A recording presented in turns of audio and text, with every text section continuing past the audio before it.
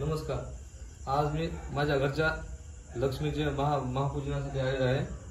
आमच्या लक्ष्मी पाहू शकता. माझ्या फॅमिली सोबत मी आलेलो आहे. बघू शकता कशा झाल्या त्या सजावट कशी आहे पहा.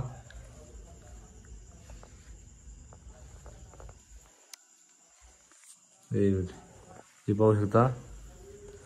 हे माझे मोठे बंधू, वहिनी, आई बाबा, हे आमचा प्रेम.